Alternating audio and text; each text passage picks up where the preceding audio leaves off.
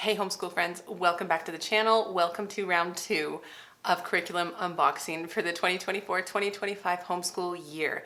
So I just put out my big Sonlight unboxing either last week or the week before. So go check that out because that is a lot of our content type subjects like history, Bible, literature, science, so many good things. But I did make a few, maybe a lot, of other purchases for all the other things I need for my kids for next year. And I will have a 5th grader, a 4th grader, and twin 1st graders. And so you can tell by those ages that there's still a decent amount of stuff I needed to pick up.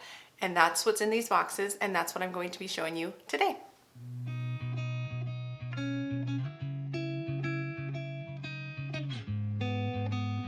So hi, my name is Angie. Welcome to the channel, All the Things. And so I have 5 boxes to show you today, and it's going to be most of the curriculum I need. There's a few things that are still outstanding, and I will get more into that when I do kind of my curriculum week, which is usually what I do early June, where I spend the week going through kind of my plans for the upcoming year. And a lot of that is this, but I still have some things to piece together. So stay tuned for that. Subscribe if you want to, if you find that interesting. But let's just hop in. I'll just grab the closest box. And so if you have been on my channel for a while, you know that I switched my daughter, my current 3rd grader, to the Good and the Beautiful level 3 for her language arts. She's the only one of all my kids that is doing the Good and the Beautiful, and because it is a good fit for her, and it still is. And I will do an end of the year update video to kind of give you all my thoughts on all the different things we're using. But I did order some things for her for next year. The first thing actually isn't necessarily language arts related. It's the musical multiplication, and it's just because I think she's in need of it. My son is catching on pretty quick to his multiplication facts, but she's struggling a bit, so I just picked up that resource. All right, so what I got for her is level 4, which makes sense since we're currently doing level 3, although she won't switch over to level 4 until like midway through the year next year. Like, I'm not like doing it quickly for her or anything. She's perfectly on level with level 3. So we have level 4 here. This is the language arts and literature level 4 course book, literature, grammar and usage, punctuation, all the things. It's very similar in look. I actually am looking forward to looking through this to see how it is for her, or how it's going to be set up. The other thing it comes with like 2 big books. So this is the spelling and writing workshop. So that is actually what I'm most curious about, because we've been loving the writing. We've been so on the spelling. So I'll keep you updated on that, let you know my thoughts if they change for what my plan for spelling is for her. Okay, and then there's also the level 4 personal reader. This is kind of bigger than I thought. Okay, so that's for her to read. And then this is, I think this is also for her to read. I believe level 4 is more independent. Correct me if I'm wrong, all of you Good and the Beautiful users, because we are really, honestly, still pretty new to the program. But this one has world biographies, which I always love. I love that kind of stuff. We get a lot of that from our Sonlight curriculum, but I love getting it from multiple places. So this is what we got from the Good and the Beautiful. That's it. Like I said, she's my only kiddo. So we got that, and then what should we tackle next? Maybe we'll tackle all the Abeka stuff. So I made a big Christian book order, and this is where I usually get all my Abeka stuff, because we're not a family that uses like the whole program or any of the like DVDs or things like that, which then I think going through their website would be good, but I just always order it off of Christian book because I can get cheaper shipping and things like that. So this is Arithmetic 1. So this is the work text, test, and speed drills. So I already had one of these downstairs. I was using them for my bigger kids as kind of supplementary math to Saxon, but I did finally decide that I'm just going to go forward with Abeka for math for my 1st graders because it's working. I chatted about this in my kind of brainstorm session that I shared with you guys sometime in January, but really it's working, and I'm going to go with that. So I picked up 1 extra set of those. I mean, I need 2 because I have twins, but most people would just need that 1 like kind of student set. And then I believe this is the parent kit. Oh my gosh, let me put that down. Is Arithmetic 1-2 concept cards. So these are not flashcards. I did buy those though, so those must be in my other Christian book order here. But there's the concept cards. This is the curriculum lesson plans for Arithmetic 1, which most of you know we're using Abeka K5 for kind of all of their kindergarten stuff. And it's nice that they now just pull out just the math. This will kind of be easier to track with. Or maybe not, I'm not sure, because we're using, I think, mostly Abeka again this upcoming year for them, including the phonics. That's still mostly the plan, unless things change dramatically here soon.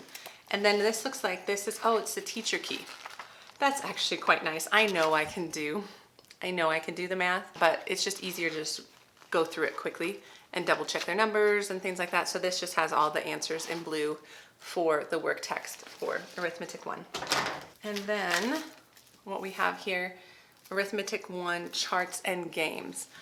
I have all the charts and games and kind of all the resources for the phonics, and you guys, I use it all the time.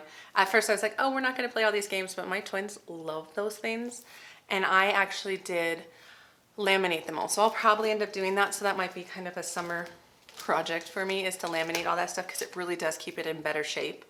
And then here is Arithmetic 1-2 tables and facts charts.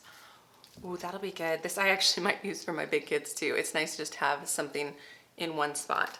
Okay, so we have that. And then this is the test and speed drills teacher key. Yep, same thing, all the blue answers. So that's for me.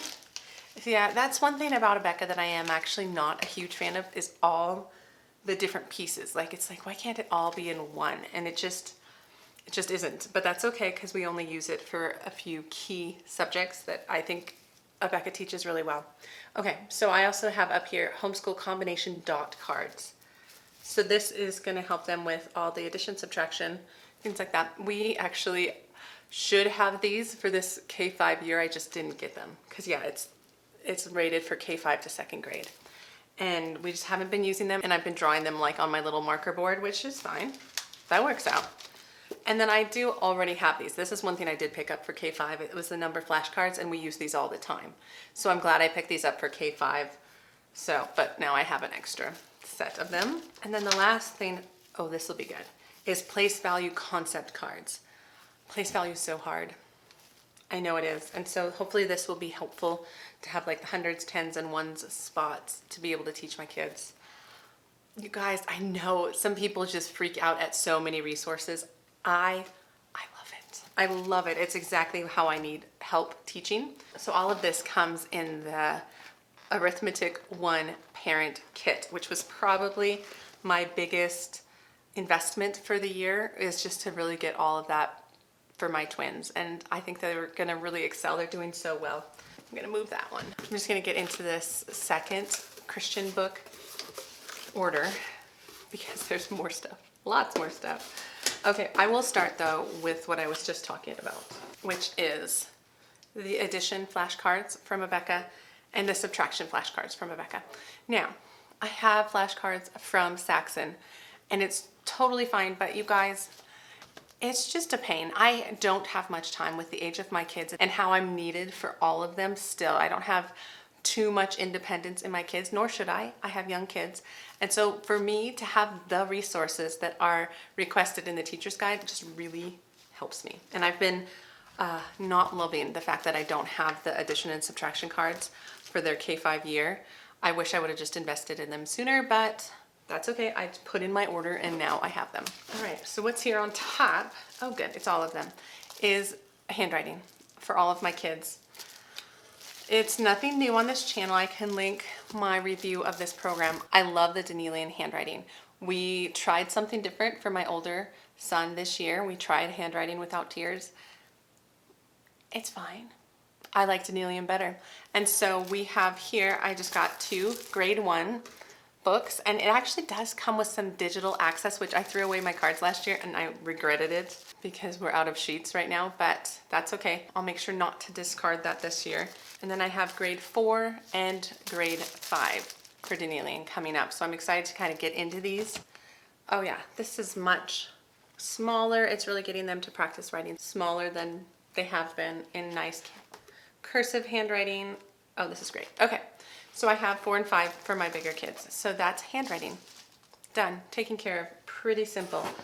This is another thing I always get from Christian books every year, And this actually time of year right now, we're talking kind of March, April, May time frame is when I start utilizing these resources.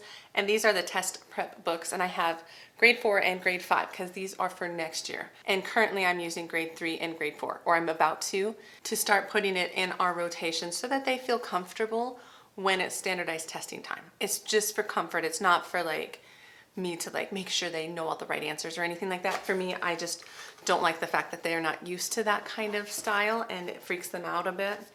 And then what I have here is now my Abeka phonics stuff for my first graders. So you can see a lot of the stuff I get from Christian Book is my Abeka stuff for these early years. And so I have Seatwork books for letters and sounds, grade 1, and I have 2 copies because I have twins. And then I have the language one. I almost didn't get this because there's some things about Abeka that I don't love, and it's how much writing they do, but I treat both of these and really everything from Abeka with the fact that I feel like there's too much workbook use, and so I end up crossing out stuff. And it works for me because it still gives them the practice, but there's a level with which I figure out with my kids, and then there's just too much, and I just X out what's too much. And then the other thing I got to go along with that is the letters and sounds test booklets. We do the assessment in K5, and since, I mean, it's all teacher-led, right? I'm not like associated with Abeka. I don't have to send in anything. The assessments for me help me check what they understand and help me check what I'm going to emphasize in the next kind of session of teaching. And so I wanted to make sure I got these mostly for me, again. So it's not like because I want to make things very difficult and care about assessments. I just use it to help me understand where they're at. And the other thing I did get, I love logic. I love these Mindbender books. So this is level 3 and level 4. I have some already downstairs that I bought too many last year, so I didn't need all of it. And so I'm going to be using what I have plus these ones. And this is for more of my bigger kids because these are both graded for 3rd to 6th grade. And so they do get bigger as you get into the level 4 puzzles, but I love these. I think they're really fun. Okay, so my last box is what I decided on, which you can see what I decided to do for at least 1 year. This is my plan. I feel like I am treating IEW with my 5th grader, my upcoming 5th grader, as a per year basis. Like I feel like he really needs the structure. I talked a lot about this in my brainstorming video. I think he needs the structure. I think he needs the help to kind of set things up.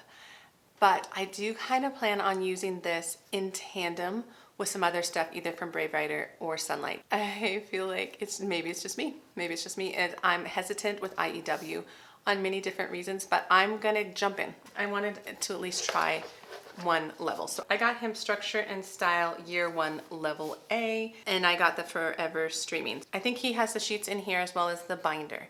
And so I'll set this all up and I'll figure it all out. And I also did just get myself the teaching seminar, Teaching Writing with Structure and Style. Now you might think to yourself, Angie, you didn't even say you really wanted to do IEW.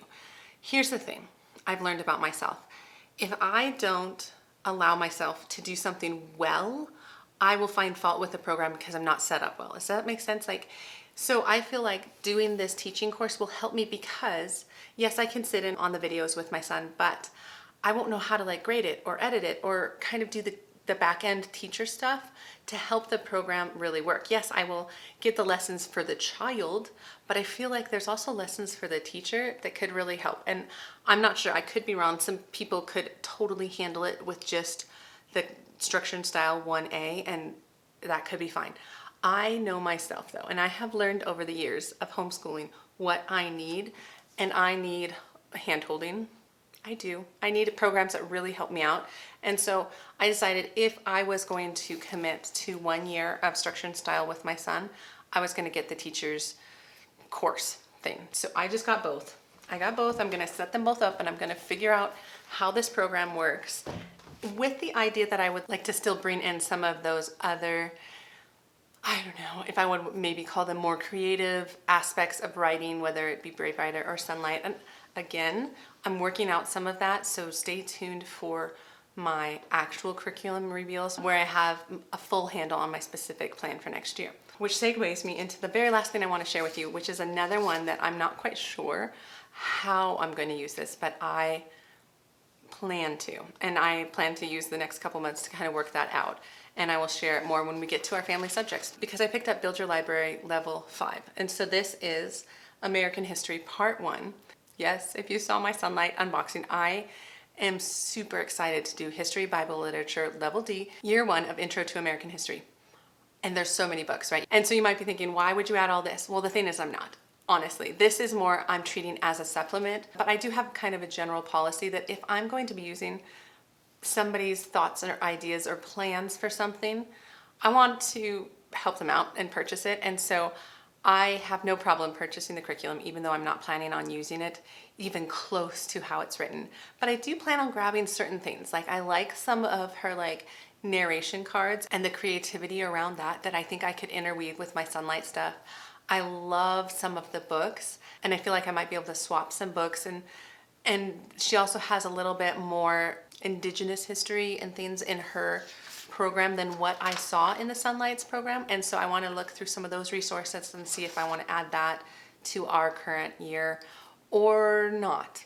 No, I'm not sure, but irregardless, I decided it was important to just purchase it, because otherwise I could totally work off her book list. But she puts so much time and effort that I want to kind of support her in that. But anyway, I feel like that is actually what I had to share with you guys. So it's really the rest of what I have. I really don't think there's much left to purchase. I just kind of have to put it all together and make sense of it all in the next couple months. But otherwise, you guys, I hope you enjoyed a little bit of curriculum unboxing, a little sneak peek into what we're going to be using next year, and stay tuned for the full reveal as I kind of get it all together. But I hope you all are doing well.